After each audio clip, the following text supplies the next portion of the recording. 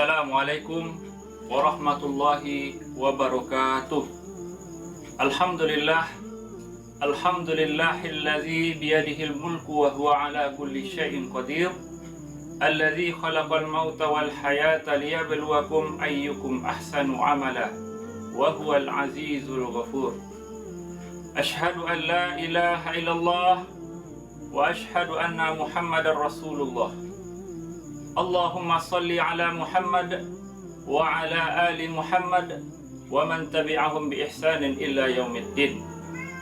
Pemirsa yang semoga dirahmati dan dimuliakan oleh Allah Subhanahu wa taala. Ada beberapa hadis yang berkaitan dengan kondisi yang terjadi yang menimpa umat manusia, yang menimpa kaum muslimin di akhir zaman. Salah satu di antara hadis tersebut diriwayatkan oleh Imam Muslim, badiru bi'amali fitanan kakitu'il lailil muslim.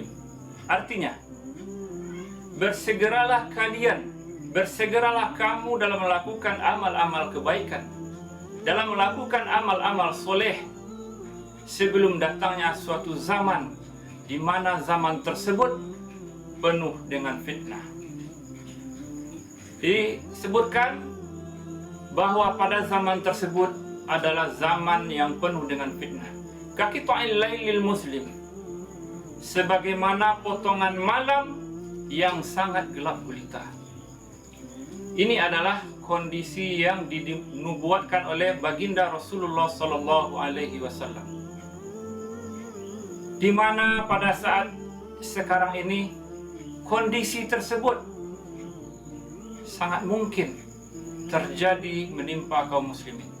Kemudian dilanjutkan oleh baginda Rasulullah sallallahu alaihi wasallam, yusbihur rajulu mu'minan wa yumsi kafiran, au yumsi mu'minan wa yusbihu kafiran.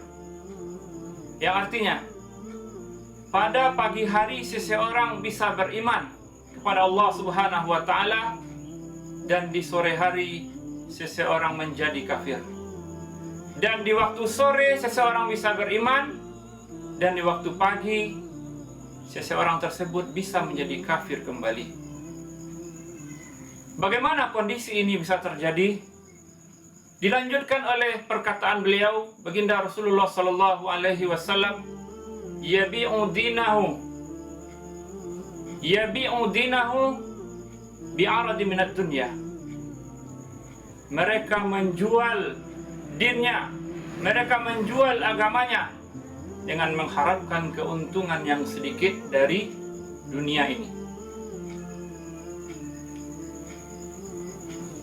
Fitnah ini artinya adalah musibah. Kalau orang bisa mengartikan bahwa fitnah adalah berkata bahwa seseorang itu telah melakukan kebohongan.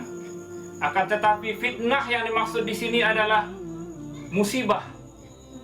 Fitnah yang dimaksudkan di sini adalah ujian. Fitnah yang dimaksudkan di sini adalah azab. Maka bersegeralah kita dalam melakukan amal-amal kebaikan. Seseorang bisa menjadi beriman, bisa menjadi kafir, itu disebabkan oleh dunia yang mempengaruhinya. Itu disebabkan oleh keinginan untuk mendapatkan dunia ini. Padahal dunia ini adalah ibarat fata morgana, akan hilang, akan sirna. Dan yang akan kekal nantinya adalah hidup kita nanti di akhirat. Kita bisa memilih kehidupan mana yang akan kita tempuh. Kita bisa memilih jalan yang baik dan yang jalan yang salah. Jalan yang baik, jalan yang benar akan mengantarkan kita kepada surga. Dan jalan yang buruk, jalan yang salah akan mengantarkan kita kepada neraka Allah Subhanahu wa taala. Maka pada saat ini, pada zaman ini, hadis tersebut sangat cocok sekali untuk menggambarkan kondisi kaum muslimin. Di pagi hari kafir, di sore hari beriman. Dan begitu sebaliknya.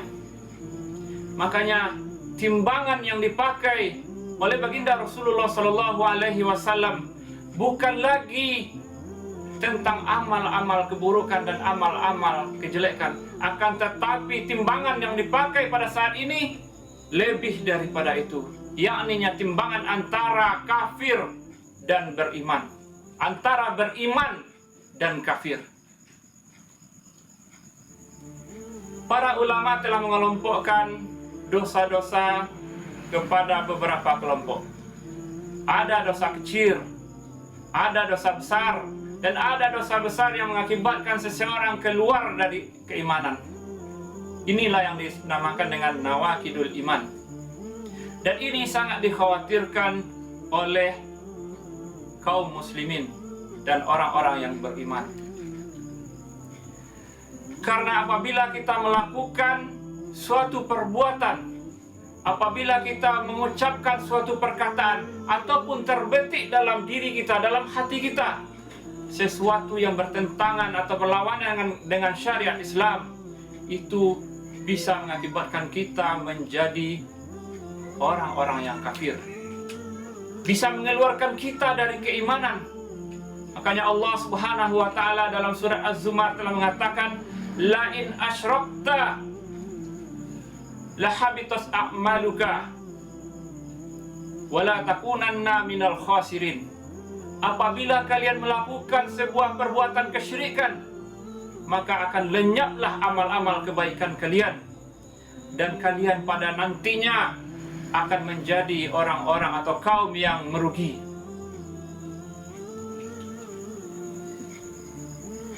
Sidang jamaah yang semoga dirahmati oleh Allah Subhanahu wa ta'ala, kondisi di mana keadaan kaum muslimin dalam kondisi yang gelap gulita diakibatkan oleh ketidakadaan cahaya yang menerangi.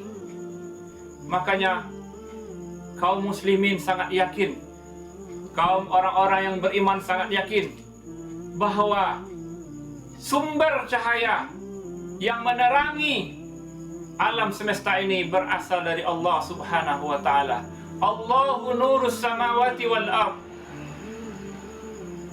Allah Subhanahu wa ta'ala dalam surat Ibrahim ayat 1 mengatakan, Alif Lam Ra, kitabun anzalnahu ilaik litukhrijan nas minaz zulumati ila nur biizni rabbihim ila siratil azizil hamid. Alif Lam Ra, inilah kitab yang kami turunkan kepada kamu wahai Muhammad, untuk mengeluarkan manusia dari kegelapan kepada cahaya dengan izin Rabb kalian, kepada jalan Rabb kalian yang maha perkasa lagi maha terpuji. Jadi sumber cahaya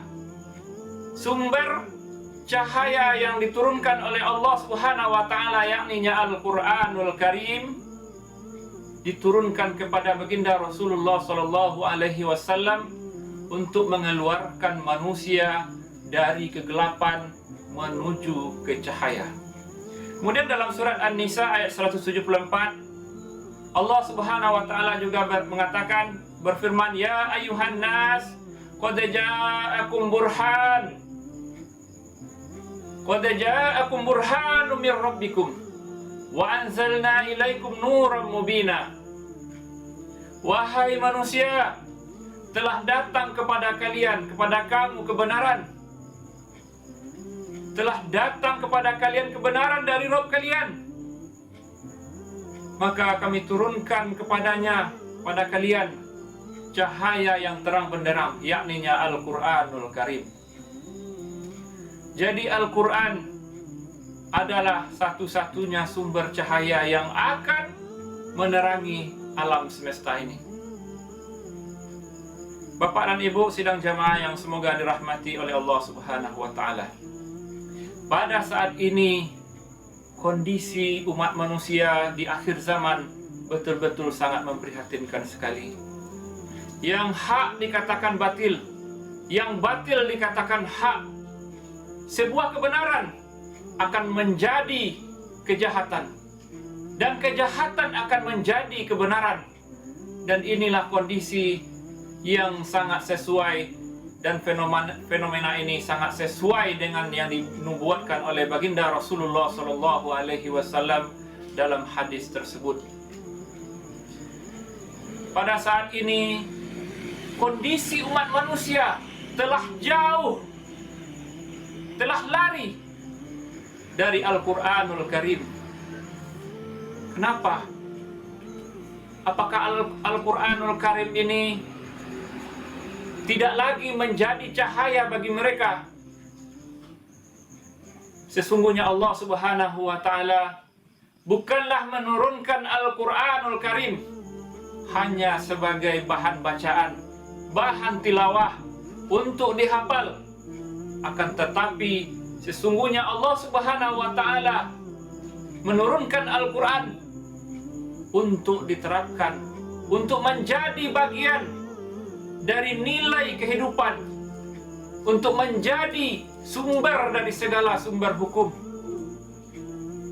Inilah tujuan daripada diturunkannya Al-Quranul Karim kepada kaum muslimin dan seluruh manusia, sebagai huda, sebagai pembeda, sebagai petunjuk, bukan hanya terhadap kaum muslimin, tapi juga seluruh manusia.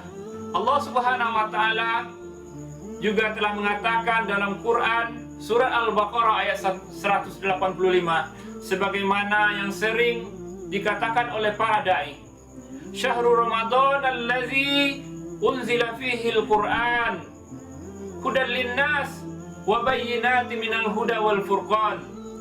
Bulan Ramadan ini bulan diturunkannya permulaan daripada Al-Quran sebagai petunjuk bagi manusia, dan diturunkannya pula petunjuk dan sebagai pembeda antara hak dan yang batil. Ini adalah maksud daripada diturunkannya oleh Allah Subhanahu wa Ta'ala Al-Quranul Karim, untuk menerangi bumi ini, menerangi alam semesta ini dengan cahaya dari Allah Subhanahu wa Ta'ala. Dan hal ini menjawab pertanyaan kita, kenapa Al-Quran pada saat ini, di saat kondisi carut marut dunia pada saat sekarang ini, Al-Quran tidak lagi bisa menjadi pedoman hidup kita. Ini menjadi bahan pikiran kita.